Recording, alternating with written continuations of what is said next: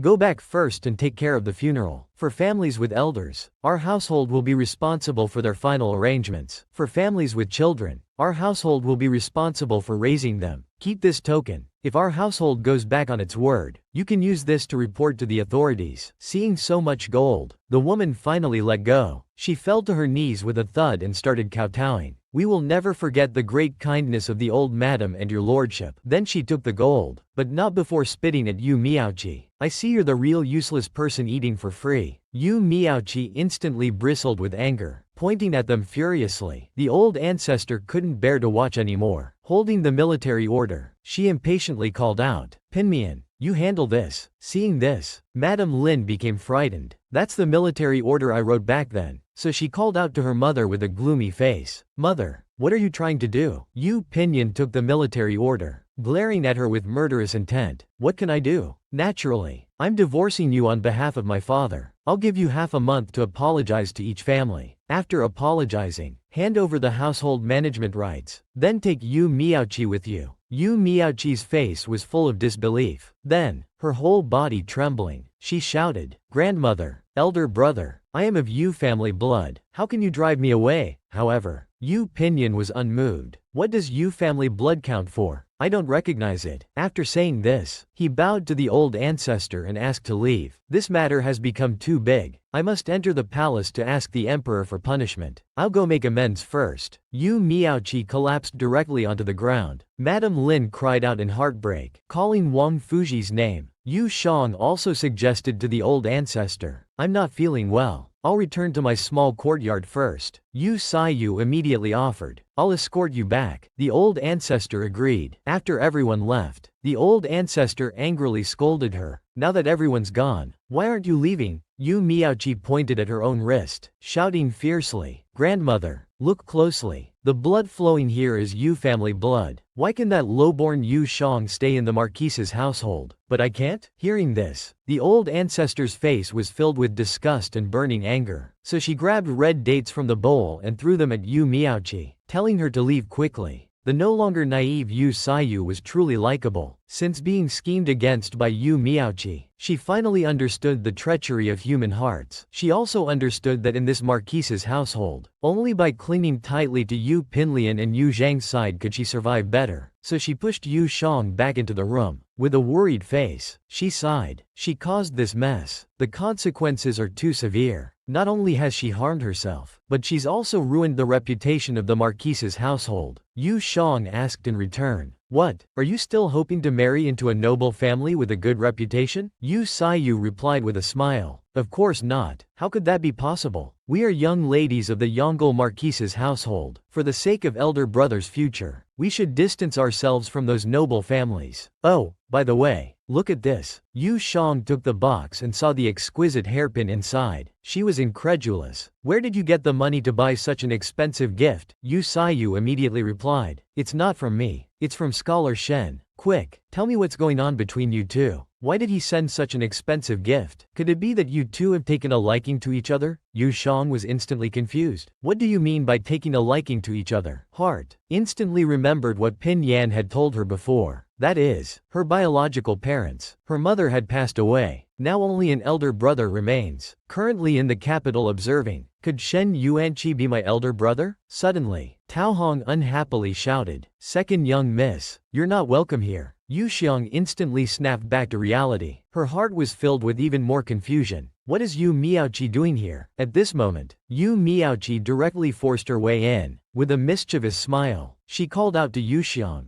"I have something to tell you today. Something that could potentially turn your entire life upside down. Do you want to know?" Yu Xiyu inwardly thought, this is bad. She's going to reveal Shonger's background, so she anxiously shouted, "Second young miss has gone mad. Someone, take her out." However, Yu Miaoqi remained unmoved. Even as she was being dragged by her arms, she shouted loudly, "I'll tell you, Yu Xiang, you're not part of the Yu family at all. You're nothing but a bastard child mistakenly brought in by the wet nurse years ago. We don't look alike at all. Don't you find that strange? Because we're not twins at all. Every pearl and treasure, every blade of grass and tree in your room is mine. If you're smart, you'll run away quickly. From now on, there's only one legitimate young miss in this Marquis Manor, and that's me." She then picked up a face towel to wipe her face. She didn't forget to stare at Yu Xiang with an arrogant expression. However, Yu Xiang remained unfazed. "Even if you are the legitimate young miss of the Marquis Manor, so what? The old ancestor and brother don't care about that. Someone, drive her out for me."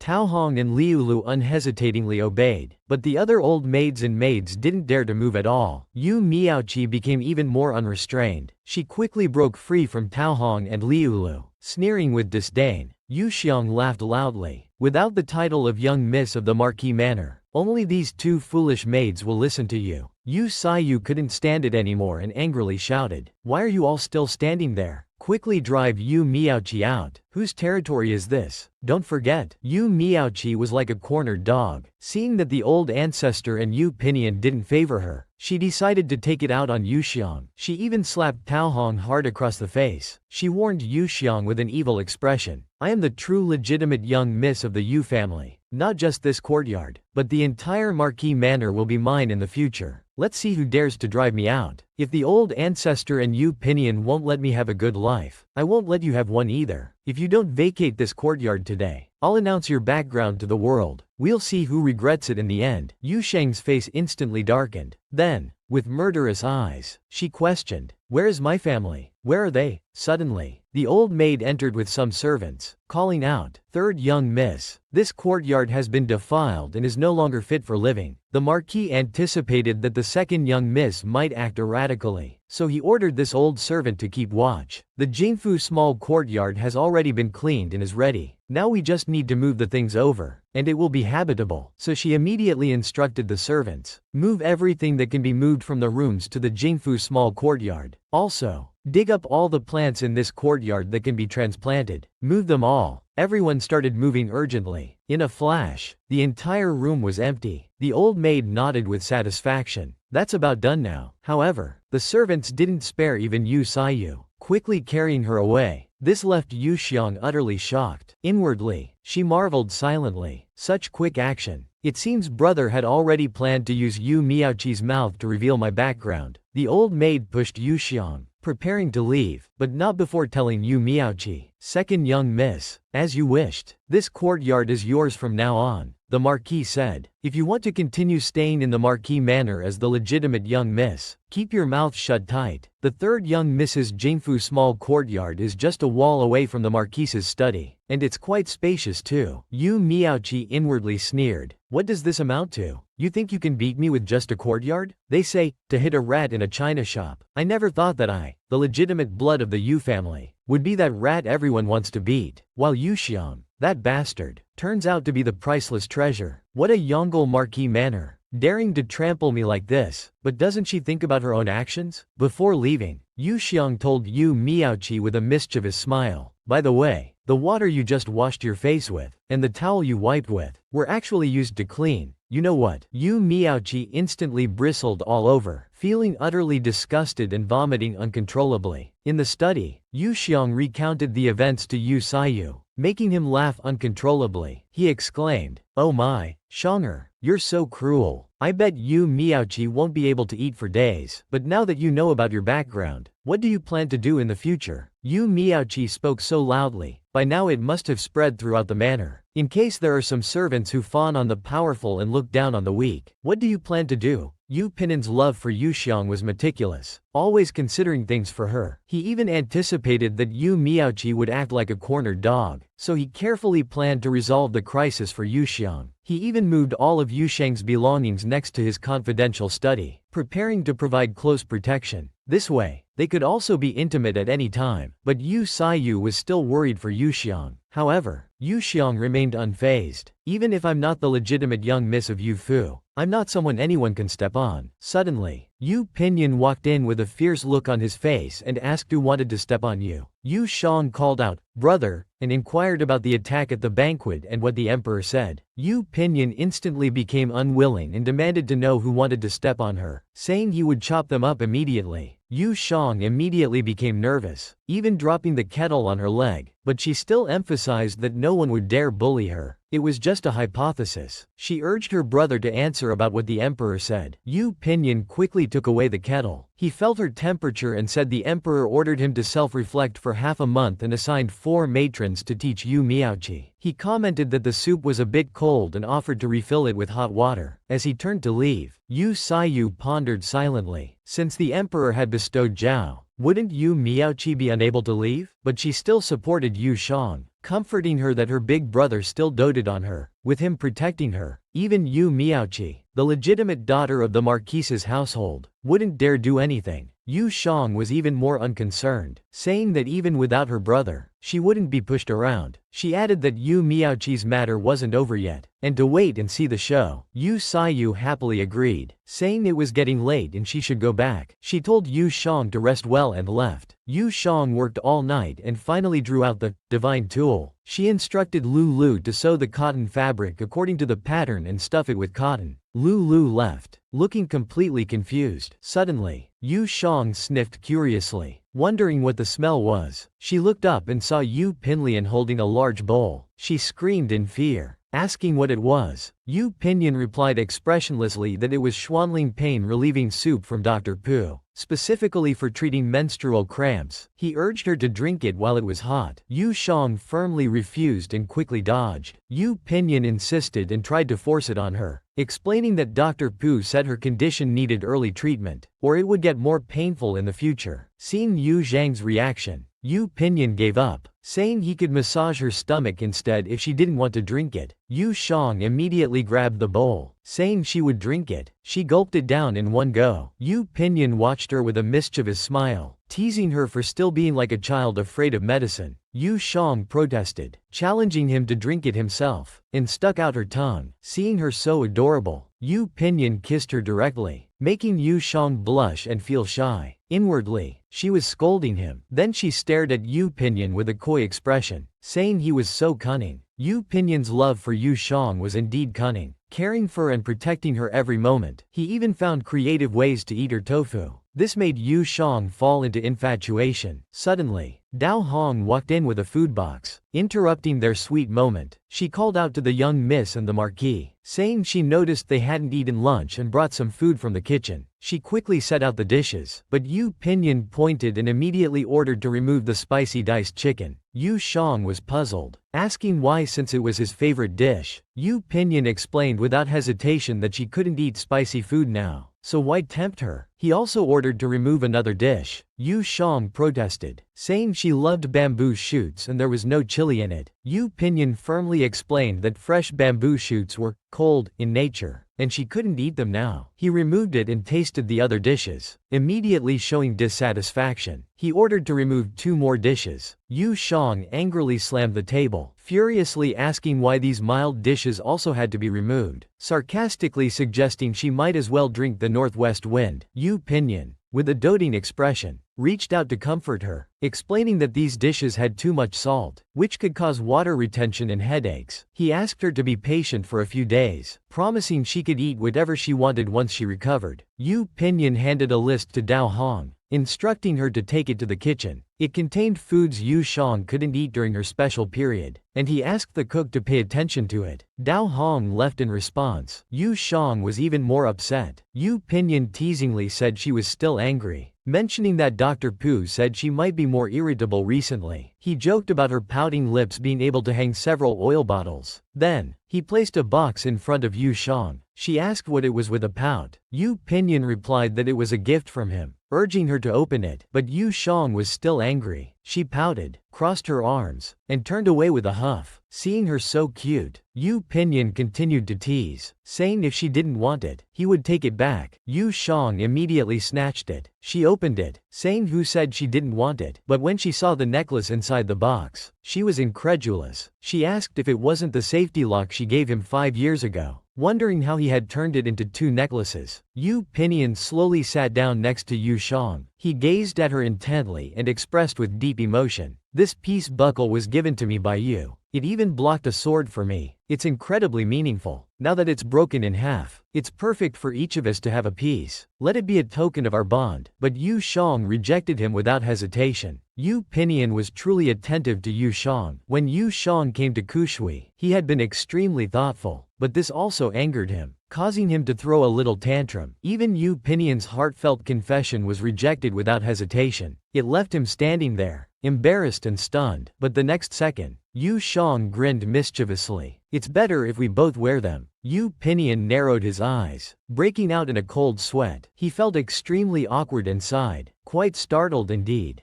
Then they put the necklaces on each other. Yu Pinyin confessed passionately, "Now that you're wearing this jade pendant, Shanger, you're mine. No backing out now." Yu Shang happily replied, "What's there to back out of? Aren't you mine too?" With that, she took the initiative and kissed him. They were lost in their sweet moment. Dao Hong and Lu Lu witnessed this. Dao Hong clapped her hands, barely containing her excitement. She was overjoyed and sighed, "That's wonderful. The young miss is finally with the Marquis." However, Lu Lu was shocked, fearing inwardly, "This is terrible. The young miss is really with the Marquis." The next day, Dao Hong stared at Yu Shang with burning eyes. Her face flushed as she fidgeted without speaking. Yu Shang noticed her unusual behavior and asked with confusion, "What's wrong with you today? Just say it." Dao Hong, being straightforward, replied, "Well, I'll just say it then. Young miss, when are you and the Marquis getting married?" Yu Shang spurted out the water she had just drunk, spraying it all over her face. Then, with a red face, she wiped her mouth and scolded, "What nonsense are you talking about, you silly girl?" Dao Hong insisted with a serious face, "I'm not talking nonsense. Yesterday, Lulu and I saw you and the Marquis kissing, right?" Lulu? Lulu immediately fell to her knees, begging for forgiveness. "Young miss, please don't be angry. We stumbled upon it by accident." Yu Shang was utterly speechless. Then she sighed deeply. "You two are my personal maids. I wasn't planning to hide it from you anyway, but it needs to be kept secret from others. Understand?" Lulu immediately agreed. "I understand, miss." Suddenly, Yu Sayu pushed open the door and called out, "Shanger, did you hear about the strange thing that happened in the mansion today?" Yu Shang quickly hid her necklace and asked curiously, "What happened?" Yu Sayu walked up to her and said, "You know that wisteria in the small courtyard of your west wing that couldn't be moved and was left for Yu Miaochi? Well, guess what happened today? All those trees withered overnight. The leaves turned yellow and crisp, as if they had been burned." Yu Shang was even more confused. "My wisteria was blooming so well these past few days. How could it suddenly wither?" Yu Sayu trembled all over as she continued, "That's why it's so strange. And I've heard that Yu Miaochi is actually a star of misfortune. Her negative energy is too strong to suppress. She's ruined your good land." Yu Zhang's pupils dilated in disbelief. "She's actually a star of misfortune?" Yu Miaochi's negative energy was truly too strong. Even Yu Shang, a star of good fortune, could barely contain it. It scared everyone half to death. Even the old matriarch's personal maid couldn't stand by anymore. She exclaimed fearfully, "Old madam, I shouldn't speak out of turn, but the plants in the west courtyard were fine before. They withered as soon as the second young miss moved in, and this time with the red dates. The second young miss alone managed to turn the Marquise's mansion upside down. This time the Marquis only got suspended from his duties. Next time, we might not be so lucky. The old matriarch was plagued with a headache. Inwardly resigned, she recalled what Master Kuhai had said. This person's fate clashes with your grandson's. She is the source of calamity for your household. If they become husband and wife, there will be no peace, and disasters will be endless. If they remain as siblings, there will be constant strife, and they cannot coexist. It seems Master Kuhai was right. Yu Miaochi is indeed the source of calamity for our Marquise's household. She felt even more helpless. The Emperor has just bestowed 4 governesses. It's not appropriate to send her away now. The maid immediately suggested. The second young miss has just come of age for marriage. Why don't we find her a good family? The old matriarch clapped her hands. Her mood instantly improved. That's an excellent idea. Go now. Quickly find her a suitable family. Age and background don't matter. But one requirement, their fate must be strong. The maid bowed with clasped hands and left promptly. Soon after, the maid announced, "Old madam, the 2 young misses and the madam are here to pay their respects." Yu Miaochi and Madam Lin immediately paid their respects. Yu Shang also greeted the old matriarch, but not without asking, "Is your throat feeling better, grandmother?" The old matriarch replied fondly, "Much better. That old man's medicine is good, though it's a shame you had to go settle the bill." Then she snorted and pointed angrily at Madam Lin and Yu Miaochi. "You too.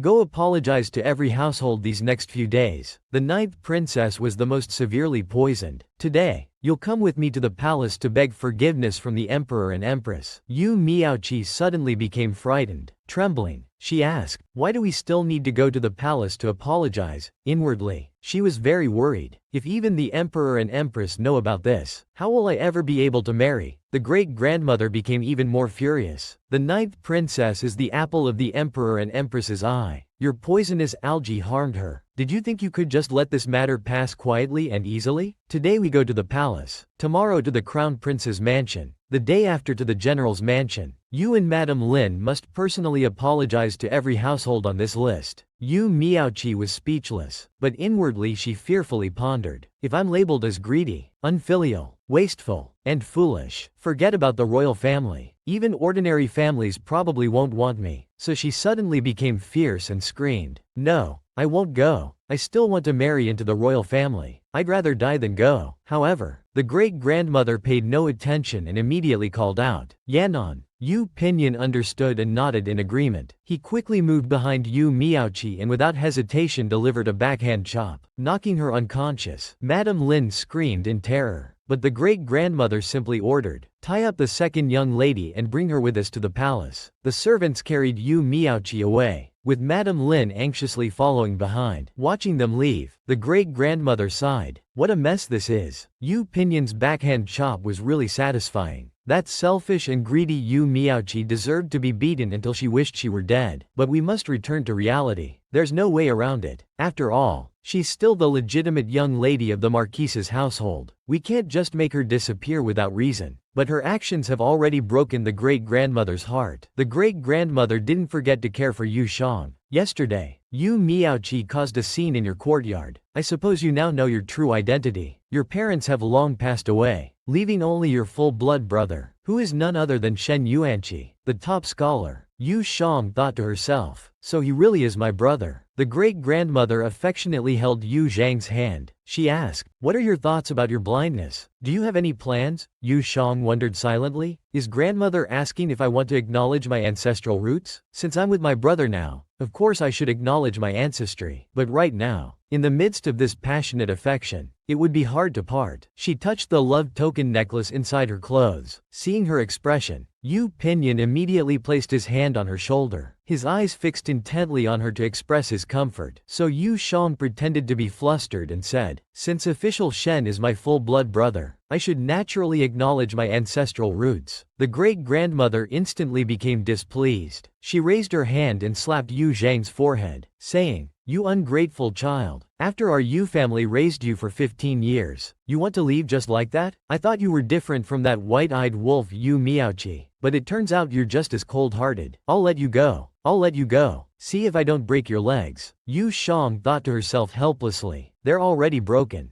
Grandmother must be joking." Yu Pinyin immediately stepped forward to protect Yu Shang and asked the great-grandmother to calm down. Shonger isn't going anywhere. She's a Yu in life and will be a Yu ghost in death. If she dares to leave, I'll find her no matter where she goes. In heaven or underground. The great-grandmother snorted softly, very satisfied. That's more like it. Meanwhile, Yu Miaoqi, who was sleeping in the carriage on the way to the imperial palace, fell into a beautiful dream. In her dream, she was escorting the disaster relief supplies with Yu Pinyin and the crown prince, but due to a landslide, everyone, along with the silver, sank into the sea. Fortunately, Yu Pinyin's martial arts were unparalleled, and he saved the crown prince's life in the critical moment. However, this angered the current emperor. He ordered the eunuch to announce the imperial edict. The crown prince is unrighteous and has violated heavenly law. He is ordered to go to the imperial mausoleum for 3 years of penance and is not allowed to return. Yu Pinyin, who failed to prevent the crown prince's wrongdoing, is stripped of his position. The fourth prince, who is steady and capable, is ordered to go to Sanmenxia for disaster relief. Then the fourth prince fell seriously ill. In the critical moment, Yu Miaoqi brought the antidote. She told them, the process of brewing this medicine is very complicated. One mistake and it will lose all efficacy. Let me in. I'll brew it for you.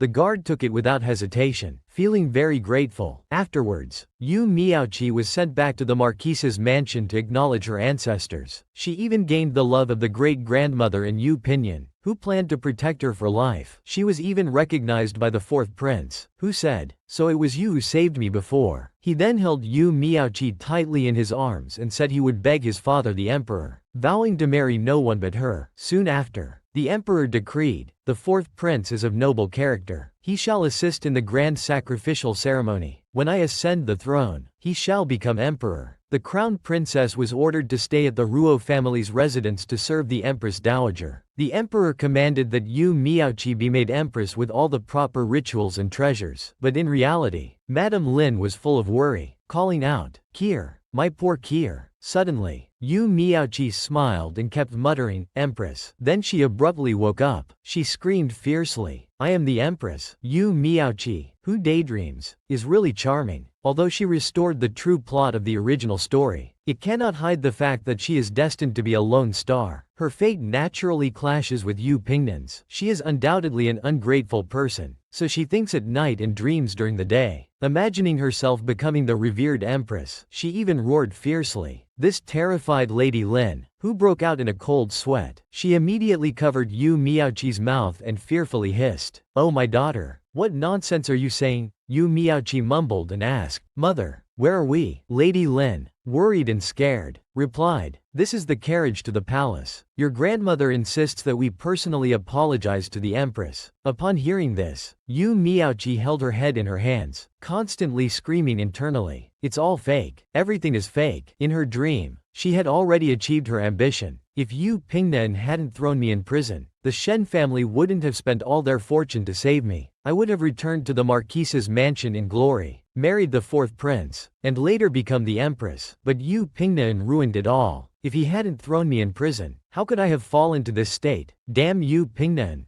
Damn it. Lady Lin saw her daughter holding her head, trembling all over, and became very worried. "Kier, what's wrong?" Yu Miaoqi lowered her hands, took a deep breath to calm her inner rage, then pretended as if nothing had happened. With a slight smile and squinting eyes, she said, "It's nothing, mother. I just had a nightmare." Lady Lin immediately beamed with joy. "That's good. Kier, when we enter the palace later, you must behave well. Try to gain the empress's forgiveness. As long as the empress doesn't mind, there won't be a problem with the accounts. I'll plead with the old madam a few more times. Maybe there's still a chance to stay in the mansion." When Yu Miaoqi heard about the accounts, her pupils dilated and she broke out in a cold sweat. "If the misuse of funds is discovered, Yu Pingnan will definitely kick me out without mercy. Then all my previous efforts to stay in the marquise's mansion would be in vain. But fortunately, I still have mother. Although she's weak and useless, she's perfect as a shield in critical moments." Meanwhile, Lady Lin wept bitterly, begging Yu Miaoqi, "My Kier, you must help your mother. If I'm divorced, I won't be able to be buried with your father. How can I face him in the afterlife?" But Yu Miaoqi had already made up her mind and had no intention of truly helping her. To make Lady Lin willingly take the blame for her, she pretended to say, "Mother, I can help you. but I need you to help me first. Lady Lin asked confusedly. Help you with what? Yu Miaoqi, pretending it was all for her good, replied. Mother, you know that your dowry is not only losing money every month but also running a deficit. I had no choice but to use some of the palace's money to make up for it. Lady Lin's eyes immediately filled with tears. She was stunned, her whole body trembling. She was furious at her daughter's foolishness. How could you be so stupid? You actually misused palace funds to fill the holes in the dowry shops? Yu Miaoqi again pretended to be pitiful, forcing a few tears from her eyes. She even tremblingly said,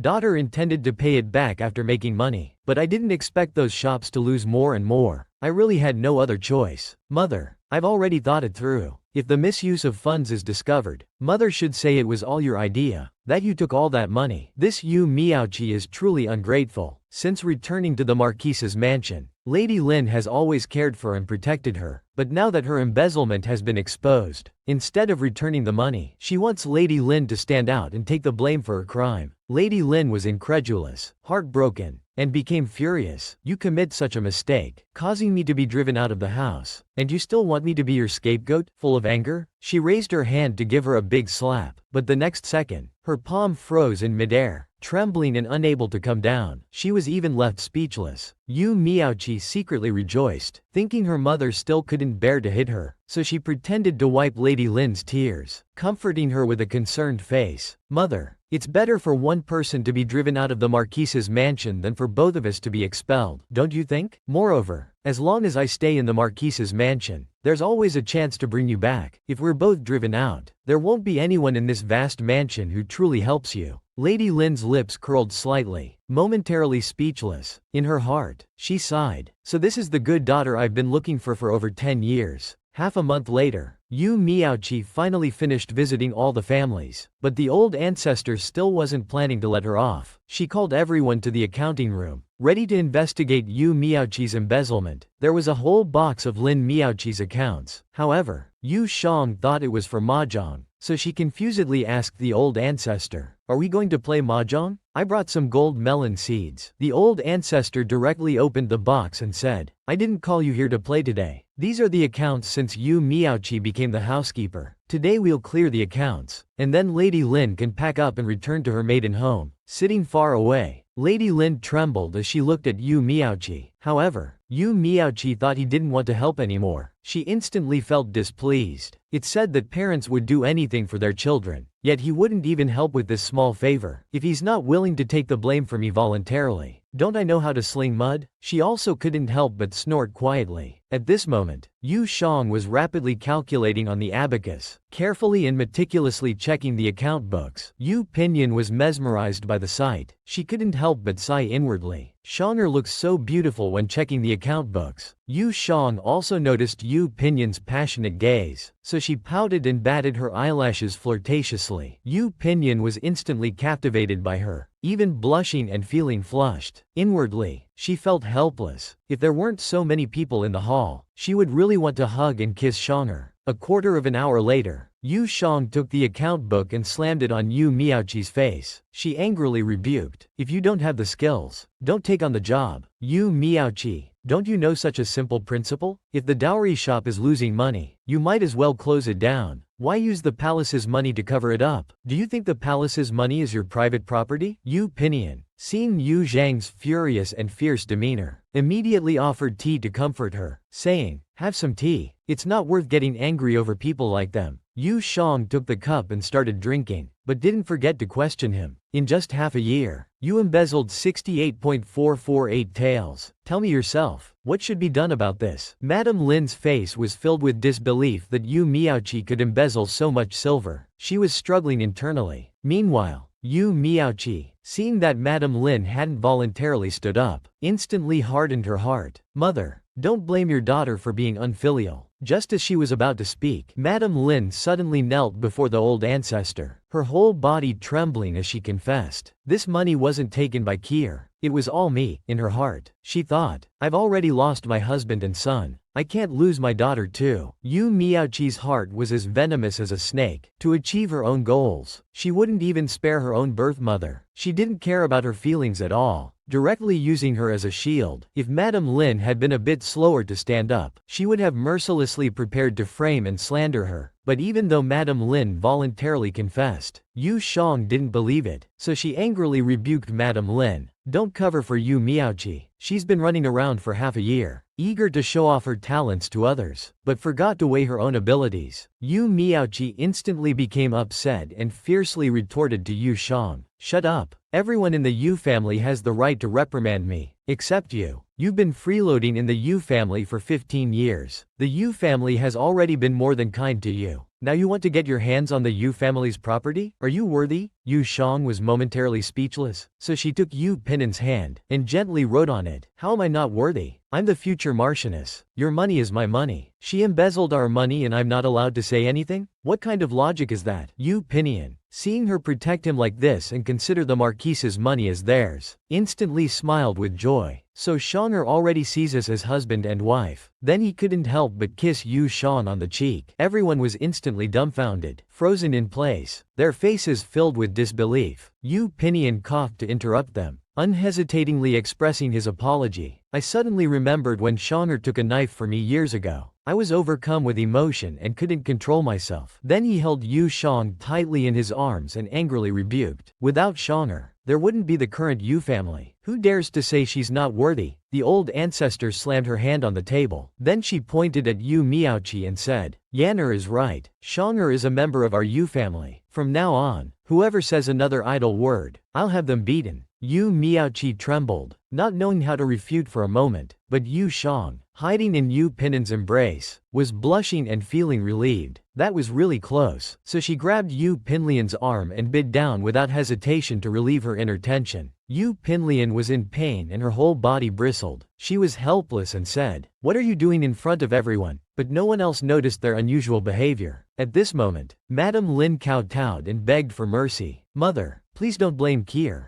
I did all these things. She's just a child and doesn't have the guts." The old ancestor became even more furious. "You're treating me like a fool. No guts? Could she have caused the Shen family to lose everything without guts? No guts? Could she have stolen the Shen family's life-saving money without guts? No guts? Could she have spread rumors to ruin Lord Shen's career without guts? I think her guts are bigger than the sky." Yu Shang, hearing information about her birth parents, widened her eyes in shock and grief. Then her heart filled with murderous intent. She picked up a water cup and threw it at Yu Miaoqi, but Yu Miaoqi managed to dodge it. Yu Shang roared with even more fury. Yu Miaoqi, you talk about me stealing your glory and wealth, but why don't you mention how you caused the death of both my parents? How you almost ruined my brother Di Qing's reputation? You viper-hearted woman, how dare you still live? They raised you for over a decade." She wanted to step forward and eat her flesh and drink her blood. Yu Miaoqi's actions towards the Shen family made Yu Zhang's murderous intent leak out. She wanted to finish her off right there. Yu Pinyin quickly and tightly hugged Yu Shang, comforting her affectionately. "Shanger, it's all over. You still have your great-grandmother, your brother, and your sister, right? It's all over now." Yu Miaoqi was trembling, speechless after being confronted, but Yu Shang was crying bitterly, heartbroken and shaking all over. Yet she didn't forget to say, "Don't ever tell me again that I owe you anything. All I owe you is a life of wealth. What you owe me is a blood debt for destroying my family. If we're really settling scores, I could kill you right now to avenge my parents." Hong Shi pulled out a dagger from his wheelchair and stuck it in the table. Madame Lin immediately stood up in fear, hugging the trembling Yu Miaoqi. She pleaded, "Please don't be so harsh on Kier. At least give her a chance to live. I'll leave if that's what you want. I'll go pack my things right now." However, the great-grandmother wasn't satisfied. "You think you can just leave like this? Aren't you forgetting something?" Hong Shi tapped the account book on the table. Madame Lin felt helpless inside, and the 60,000 taels of silver that Kier embezzled. "But all my dowry together is only worth 20,000 taels. Where am I supposed to find another 40,000 taels?" So she wanted to plead again. But before she could speak, Yu Pinyin, with eyes closed, drinking tea, angrily said, "Forget about all that. Just get out of here quickly." Madame Lin immediately burst into tears of joy. "Really? Since Yanner isn't pursuing this, I'll leave all the dowry to Chinner. Yanner, your sister is young. She doesn't understand things. After I leave, please help her more." The great-grandmother looked displeased. "At a time like this, you're still saying such irrelevant things. Just get out quickly. Don't let me see you again." And so, Madame Lin, who had abandoned her own daughter for over a decade, was driven out of the Marquise's mansion. If it weren't for Yu Pinlian's mercy, how could Madame Lin have left so easily? But he still couldn't help asking, "If you have anything to say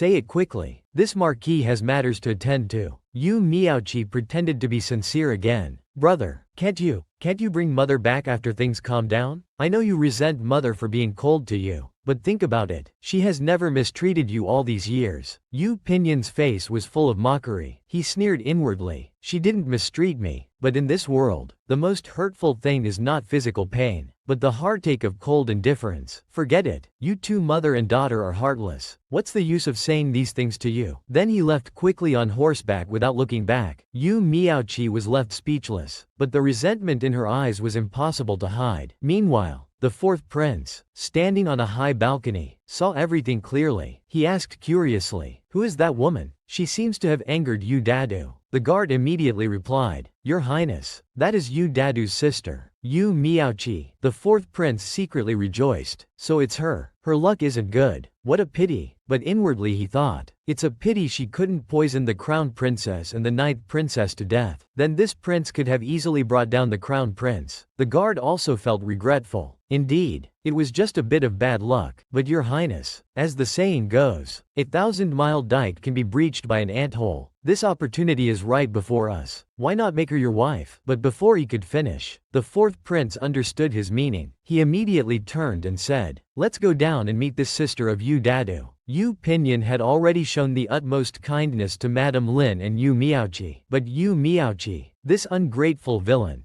didn't appreciate it at all. She had already caused Yu Pinyan to lose his position and become unemployed. Yet in her heart, she was still unsatisfied. She was thinking about how to destroy Yu Pinyan to realize the scene from her dream. At that time, Yu Pinyan was so insignificant, while she had risen to great heights and become someone important. But in reality, it was completely the opposite. Lost in thought, Yu Miaoqi was unaware of the approaching danger. At that moment, a carriage came speeding from behind. The driver shouted in panic, "Watch out!" Just as it was about to hit her, suddenly, a large hand grabbed her arm and pulled her forcefully, saving her from this disaster. The fourth prince, who had saved her, smiled and comforted her. "Miss, you should be more careful." Yu Miaoqi looked up with a blushing face, her eyes fixed intently on him. Inwardly, she wondered, is he the fourth prince? It's truly a case of, think of the devil and he appears. Just like that, he appeared before me and even saved my life. However, on the other side, Yu Shang was admiring the gift from Shen Yuanqi. Liu Lu was combing her hair, but couldn't help commenting, "This is from Scholar Shen, isn't it? It's even better than the hairpin the Marquis gave you. He must really care about you." Miss Yu Shang was even more delighted. "I always thought he looked kind. I never imagined he would turn out to be my own brother. No wonder he's so handsome. He takes after me." She then inserted the pearl hairpin into her hair. Lu Lu called out helplessly, "Miss, Shen Zhuangyuan is several years older than you. You should be the one who looks like him." But it's strange. Lin and the Marquis have no blood relation, yet their appearances are 5 or 6 parts similar. It's quite remarkable. Yu Shang replied with a proud expression, "I've said it before, a couple's resemblance." Yu Pinyan, who happened to be outside the north gate, burst into laughter upon hearing this. He responded without hesitation, "What a couple's resemblance indeed." Hearing Yu Pinyan's voice, Dao Hong excitedly called out, "Young master, you're back. This servant will go prepare for you." Yu Pinyan immediately stopped her. "What did you just call me?" Dao Hong replied directly, "I called you young master. What else could I call you?" Yu Pinyan's mood instantly improved. "You clever girl. Your words are so sweet." He tossed her a gold ingot as a reward.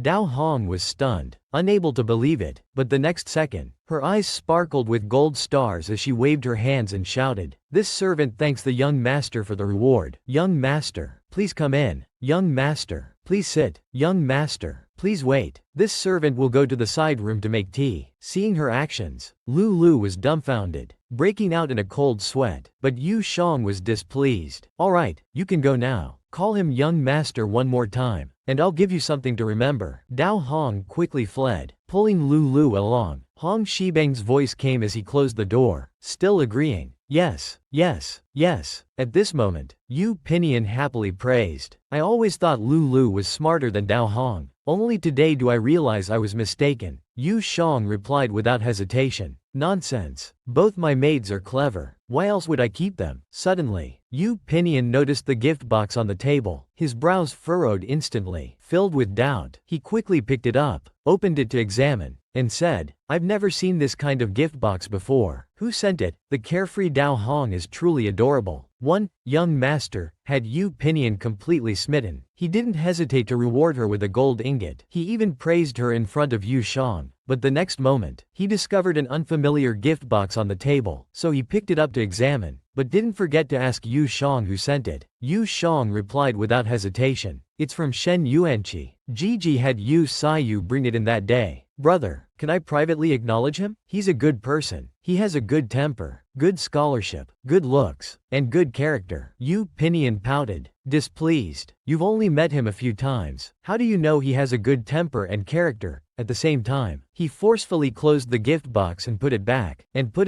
Yu Shang replied recklessly. Isn't it easy to see? Yu Miaoqi caused our family's downfall, but after he became the top scholar, he never thought of revenge. This shows his excellent character and qualities. Yu Pinion's heart was filled with jealousy. Since you're so eager to acknowledge him, why don't I go report to the old ancestor now? Let him send you back, and then I'll come to propose marriage. At the same time, he started to undress Yu Shang. Yu Shang instantly objected. No, I was wrong. Brother, the new year is approaching. Let's let the old ancestor have a good year first. Can we talk about acknowledging relatives after the new year? But before she could finish, Yu Pinion leaned in, and they instantly fell into a sweet moment. He kissed her until she was breathless, her face flushed. Suddenly, Dao Hong pushed open the door, shouting, Miss, the tea is ready. But seeing the scene, she quickly closed the door, exclaiming in embarrassment. Yu Pinion smiled mischievously. You just said she was clever, but now she seems foolish. At the same time, he helped Yu Shang put her clothes back on. Yu Shang instantly objected, her face red as she shouted, It's all because of you. I'll dress myself. Don't touch me. At this moment, Lulu gently knocked on the door outside and called, Miss, the tea is here. Beside her, Dao Hong was inwardly helpless. Lulu really knows how to handle things. Then, she fearfully wiped her tears. At the same time, Yu Pinion's voice came, telling them to enter. Lulu immediately responded and entered. Then she gently placed the tea on the table and called out, Miss, it's time for the white tea massage. Yu Pinion directly replied, Let me do it. You can go now. Lulu instantly hesitated but still bravely said, During the massage, Miss's legs will be exposed. You and Miss aren't married yet. Men and women should be separate. It's improper to look. But Yu Pinion didn't care. He directly took the medicine from her hands and calmly said, Are you telling me what to do? Lulu fearfully closed her eyes, lowered her head, and admitted her mistake. This servant wouldn't dare. This servant will withdraw now. At this moment, Yu Shang happily said, Brother, I'm ready. At the same time, she pulled up her clothes a bit. Yu Pinion agreed. Then he took off Yu Zhang's socks. He caressed her feet lovingly, inwardly sighing, So this is how round and smooth feet that haven't walked for a long time are. But I'd rather they were normal. Shanger has suffered for me for so many years. I must cure her disability. At the same time, he passionately kissed Yu Shang. Yu Shang instantly blushed, unable to believe it. Yu Pinion's love for Yu Shang was truly overwhelming. Every time they met, he would unexpectedly kiss her forcefully. He wouldn't even spare Yu Zhang's slender legs, wanting to caress and kiss Yu Pinion forever. Such obsessive love caught Yu Shang off guard, leaving her stunned and blushing. But the next second, she said shamefully, What are you doing? If my legs could move, I'd kick all your teeth out for taking liberties with me. However, Yu Pinmian didn't seem to mind. With a mischievous grin, he said, You call this taking liberties? We're just getting started. Then he directly undid Yu Zhang's trouser cuffs and rolled up his pants. While gently caressing and massaging, he didn't forget to ask Yu Shang, Can you feel this? Yu Shang replied bluntly, No. Yu Pinyin opened a medicine bottle and poured out the medication, comforting her. Shonger, don't worry, I'll definitely find Ambassador Pahui to cure your legs. Yu Shang immediately reassured him. I'm not worried. You shouldn't worry either. If we can't find him, it's fine. I stay at home all day anyway, and you carry me everywhere. It doesn't matter if I'm crippled for life. Yu Pinyin disagreed. Don't talk nonsense. If your legs weren't injured, how could you stay at home all the time, all the while? His hands continued massaging her. Yu Shang felt sad hearing this. I always thought my leg injury wasn't a big deal. I didn't realize it had become brother's burden. But the next second, she asked curiously, by the way, brother, you used to massage my legs until I was 14. Why did you suddenly stop? Yu Pinyin looked up, his face full of emotion, and said, because after the last massage, I went home and had a dream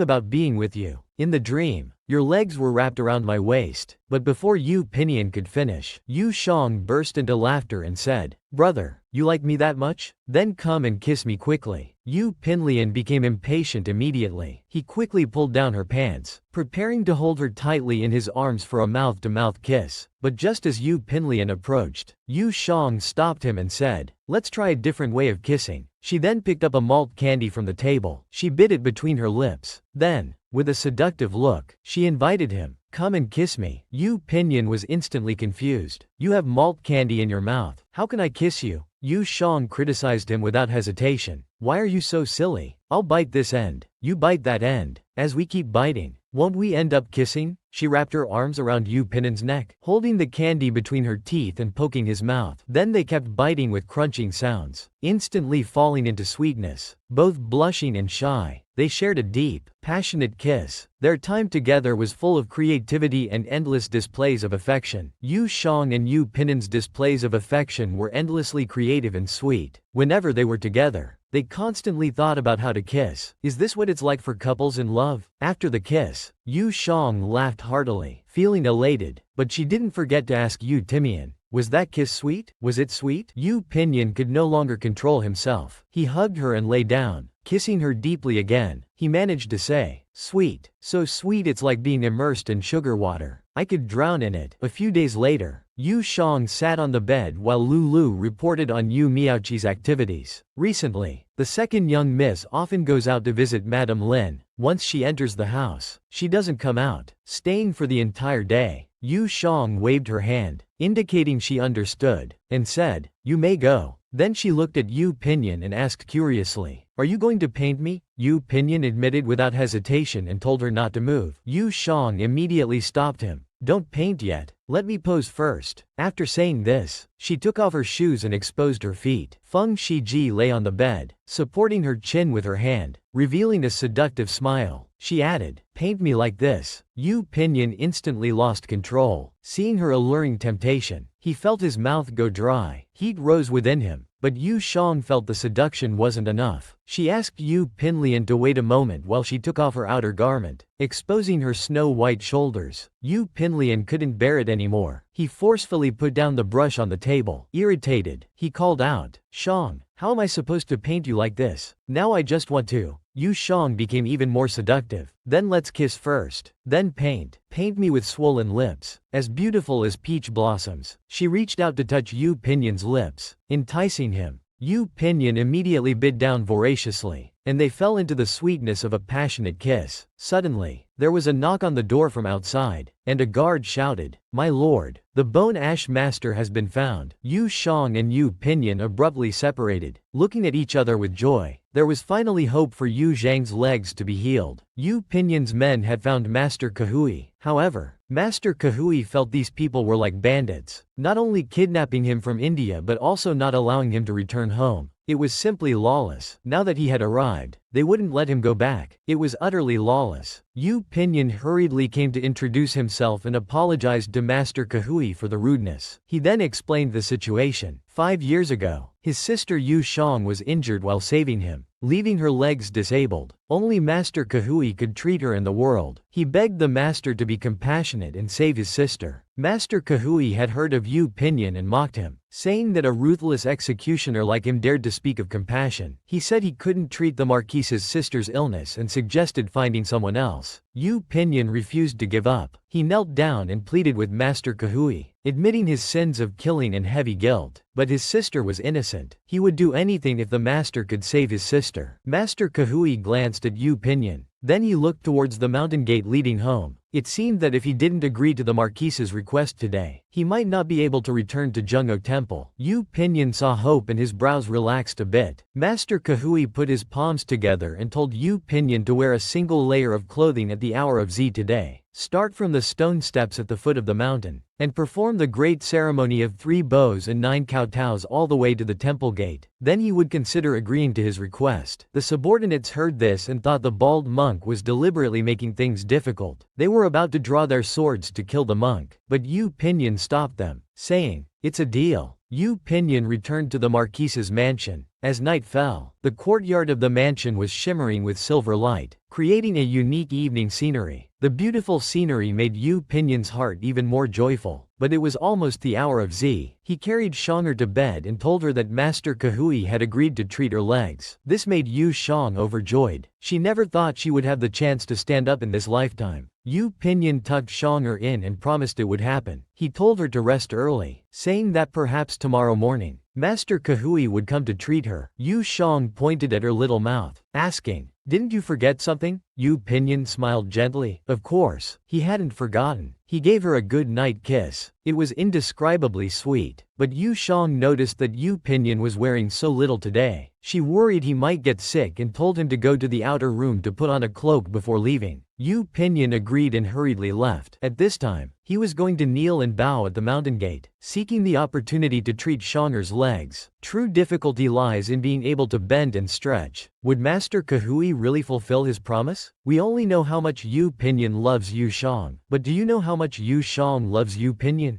To seek the chance to treat Yu Zhang's legs, Yu Pinyin arrived at the foot of Zhenshin Temple as agreed. Knowing this ceremony of 3 bows and 9 kowtows, kowtowing up the mountain, the subordinates watched with concern. They felt distressed but knew the Marquise's stubborn temperament. Perhaps only Miss Yu Shang could persuade him, so they signaled a colleague to go find Miss Yu Shang. And so, Yu Pinyin sincerely and tirelessly knelt all the way to the top of the mountain. His knees were already skinned. By now it was dawn. Yu Pinyin faced the main gate of Jungho Temple. With clasped hands, he loudly pleaded, "I, Yu Pinyin, humbly request Master Kahui to treat my sister." His voice was like a great bell. Surely Master Kahui must have heard by now. The main gate of Jungho Temple opened a crack, and a young monk slipped out. With palms together, he bowed and said, "Master Kahui says the patron's sins of killing are too heavy, his guilt difficult to erase. Please continue tomorrow." The subordinates were furious upon hearing this. What nonsense was this bald monk saying? But Yu Pinyin seemed to have anticipated this and asked the subordinates to help him up. Yu Pinyin stood up shakily. As long as the master would treat Shang'er, even if he had to flatten the entire plank road, he was willing. A man's knees are worth gold. Yet for Shang'er, Yu Pinyin could go to such lengths. The subordinates were very worried about the Marquis. That bald monk was clearly toying with him. If this continued, the Marquise's legs would be ruined. But Yu Pinyin became angry. He told the subordinates to be quiet, saying he didn't want to hear such words again, for the second time. But at this moment, Yu Zhang's voice came from behind, saying, "What if I also say to forget it?" Yu Pinyin was frightened. His legs, which had been kneeling all night, instantly lost strength and he fell to his knees again. Lulu pushed Yu Shang to Yu Pinyin's front. She asked her brother if it hurt. Yu Pinyin replied that it didn't. Seeing her brother in this state, Yu Zhang's heart was bleeding. She quickly took out a dagger from a hidden compartment in the chair and cut her own leg. This shocked Yu Pinyin. What foolish thing was Shang'er doing? Yu Shang squinted her eyes and smiled, asking her brother if it hurt now. Yu Pinyin saw it in her eyes. It was a feeling of heartache. How could it not hurt? Yu Shang then held Yu Pinyin's face. Now brother could understand how she felt seeing him kneeling on the ground. Yu Pinyin was momentarily speechless. Yu Shang continued, if his legs needed to be exchanged for her brother's, she would rather be paralyzed for life. Now brother must go back with her immediately and never come here again. Otherwise, she would completely cripple these legs. Her words were sincere and heartfelt. Yu Pinyin panicked, holding Shang'er's hand. He said he would listen to everything Shang'er said. As long as Shang'er didn't harm herself anymore, he would listen to everything Shang'er said and go home now. Yu Shang asked her subordinates to help the Marquis onto the carriage. Then she cast a contemptuous glance at the gate of Zhenghe Temple. Now Yu Shang was going to teach Ku Wei a lesson. Her brother's suffering couldn't be left unaccounted for. How much Yu Shang loved her brother was self-evident. Yu Shang saw Yu Pinyin kneeling in worship for her sake. She felt heartache for her brother, and contempt for Ku Wei. Yu Shang shouted at the gate of Zhenghe Temple, "Listen to me. You say my brother's sins are too heavy. Do you know without him protecting the country, how many people in the Han dynasty would be homeless? Without him punishing corrupt officials, how many people would suffer injustice? He has protected the lives of millions. Whether it's sin or merit, the divine light will judge. It's not for you to judge. The books say, not seeing one's own faults is to cut off the path of sages. Delighting in talking about others' faults is to harm the harmony of heaven and earth. You have cut off the path of sages and harmed the harmony of heaven. No matter how many good deeds you do in the future, or how many people you help, you can't make up for it. Go back to India and cultivate for a few more decades." Yu Shang finished in one breath. Ku Wei heard it and was deeply shocked. As if awakening from a dream, he hurriedly chased out of the gate, thinking that this young lady was right. It is said that all beings are Buddha, yet he had judged with malice. It was truly inappropriate. Ku Wei chased after her. "Please wait, benefactor." But Yu Shang raised her middle finger and left without looking back. Ku Wei was puzzled. What does benefactor Yu mean by this? Ku Hui's granduncle guessed. Perhaps it means Ku Hui's cultivation is not good enough. Otherwise, she would have given a thumbs up. Ku Wei understood. He had made a big mistake due to his narrow-mindedness and stubbornness. But what should he do now? The classics provide answers. Knowing one's mistakes and correcting them is the greatest good. At this point, he could only try to heal the female benefactor as soon as possible to make amends. This made Ku Wei confused. Originally, others had come to him for healing, but now he was the one begging others to heal. It was all fate. Yu Shang angrily scolded Master Ku Wei. Ku Wei acknowledged his mistake and sought guidance from his granduncle. After Yu Shang brought Yu Pinyin home, they competed to treat each other's wounds first. Yu Pinyin couldn't out-stubborn Yu Shang, so he let Yu Shang treat him first. Yu Shang looked at her brother's knees, which were already a bloody mess. Tears fell unconsciously. She scolded her brother for having no dignity, kneeling just because others told him to. Didn't he know that a man's knees are worth gold? If something went wrong, what would she do? Yu Pinyin gently wiped away the tears from the corner of Yu Zhang's eyes, comforting her not to cry. He had practiced martial arts since childhood, so kneeling wasn't as serious as she said. Seeing that Yu Pinyin wouldn't listen, Yu Shang forcefully pulled the bandage, causing Yu Pinyin to wince in pain, but he still mumbled that it wasn't serious. If those steps had been any longer, his knees might have been worn down to the bone. Seeing that Shang'er was still angry, Yu Pinyin tried to change the subject. He asked what Shang'er meant by giving Master Ku Wei the middle finger. At the mention of Ku Wei, Yu Shang got angry again. Of course, it means he's useless. Yu Pinyin understood immediately and broke into a smile. He hugged Yu Shang onto his lap. How could his Shang'er be so adorable? Yu Shang worried about Yu Pinyin's legs. Yu Pinyin laughed. Aren't they all bandaged up now? As he said this, he turned his face and kissed Yu Zhang's ear. This was seen by Dao Hong, who came to deliver a message. Dao Hong reported, Master Ku Wei has sent a letter for the young miss. The embarrassed Dao Hong handed the letter to the young miss. Then he turned and ran away at lightning speed, secretly delighted that the young lady and the young master had such a good relationship. Yu Shang opened the letter and saw that it was Master Kuhai inviting him to the mountain tomorrow. But Yu Shang was very disdainful. He crumpled the letter into a ball and threw it away. That Kahui has a very bad heart. If he went, he would be at a disadvantage. How would he test his brother? Yu Pinyin finished bandaging Yu Zhang's legs and persuaded him to go and see anyway. Since Master Kuhai invited him up the mountain, he must have convinced Master Kahui to help treat his legs. This was Shang'er's only chance to treat his legs. He shouldn't miss it because of this small matter. Yu Shang was more concerned about his brother, worried that Kahui would make his brother go through trials again. Yu Shang hugged Yu Pin. It's fine like this now. Wherever he goes, his brother carries him. No one is more comfortable than him. but Pinyin disagreed. He wanted Shonger to be able to jump and hop when happy, to stomp his feet and kick people when angry, to go shopping and travel when bored. He wanted Shonger to live freely and unrestrained, no longer confined to this wheelchair. But could this beautiful wish come true? Yu Pinyin hoped Yu Shang could live freely and unrestrained. Yu Shang wanted that too. But if Kahui made Yu Pinyin kneel again, Yu Shang would rather die than be treated. He wouldn't allow Yu Pinyin to kneel while carrying him on his back. Otherwise, if his legs got better but Yu Pinyin's legs were ruined, he would immediately run away with someone else. Yu Pinyin hugged Shonger. Tomorrow he definitely wouldn't kneel. Let the old grandmother supervise. Only then did Shonger feel at ease. Yu Pinyin was like the apple of the old grandmother's eye. She definitely wouldn't let Yu Pinyin do anything foolish. The next day, the sun was shining brightly. The atmosphere in Jungok Temple was peaceful. The old grandmother thought that if kneeling could make Master Kahui treat Shonger's legs, not only would she let Pinyin kneel, but she would even kneel with her old bones. Yu Saiyu was worried. Grandmother was very old, so let him do it instead. He didn't believe Master Kahui was really so cruel as to deliberately make things difficult for them. These weak women. Yu Shang was strong. How could even the old grandmother be like this? He said loudly that no one was allowed to kneel, his tone resolute. If Kahui was deliberately making things difficult, then forget about treating the legs. He had lived like this for so many years. He was used to it. Treat it or not, he didn't care. Yu Miaochi mocked from the side, saying not to cry and beg later. The old grandmother saw Yu Miaochi speaking sarcastically, but if she didn't say anything, no one would think she was mute. Yu Miaochi acted like she didn't care at all. Yu Shang saw this and thought that since Lin Shi left, Yu Miaochi had always been cautious in the mansion, but in recent days she had become arrogant. Could it be that she found a new backer? At this moment, Kahui and Kuhai arrived together. Master Kuhai apologized to Yu Shang on behalf of Kahui for the disrespect, but Yu Shang sarcastically said the fault was Kahui's, and he dared not accept Master Kuhai's apology. Kahui was embarrassed. He then put his palms together and apologized to Yu Pinyin. Yu Shiju had protected the country, punished evil, and saved countless people. Yesterday, he was narrow-minded and believed rumors, wrongly blaming Yu Shiju. Yu Pinyin also cupped his hands in return. Yesterday's incident was his own voluntary act. As long as the master was willing to treat his younger sister's legs, he would be satisfied. Master Kahui would not refuse again. He invited the two to the room, saying he would do his utmost. Yu Miaochi saw this and snorted coldly, thinking she had thought this person would be crippled for life, but unexpectedly had such an opportunity to have Kahui treat his legs. How unfair of heaven. After Yu Shang left, Master Kuhai saw the old grandmother was worried and comforted her, inviting everyone to drink tea in the backyard and wait calmly. The old grandmother finally relaxed her furrowed brow. Yu Miaochi mocked again from the side. A person's fate is set from birth. What use is it to just be able to stand? She's still just a lowly merchant's daughter. The old grandmother was furious. To speak such filth in front of Buddha. Go back immediately. Yu Miaochi still didn't care. If you want me to go, I'll go. Who cares about staying here? Yu Miaochi turned to leave, but Master Kuhai stopped her. He kindly advised, all beings are trapped in illusory appearances, discriminating and clinging, hence called deluded thoughts. You are entangled in nameless delusions, suffering greatly in this world. You should devote yourself to Buddhism to find peace. Yu Miaochi brushed past Master Kuhai, cursing, damn bald donkey. What do you mean? Are you saying I'm delusional and should become a nun? Master Kuhai didn't say more. He had said enough. He hoped the patron would take care on her journey. Master Kahui finally agreed to treat Yu Zhang's legs. After entering the inner room, he began to take his pulse. Then he wanted to look at Yu Zhang's legs. Yu Pinyin was very nervous beside him. Yu Shang saw this and asked what was wrong. He pretended nothing was wrong. When Master Kahui was about to lift Yu Zhang's skirt to look at his legs, Yu Pinyin grabbed Master Kahui's hand in one swift motion. It also reminded Master Kahui that men and women should keep their distance. What was Kahui doing?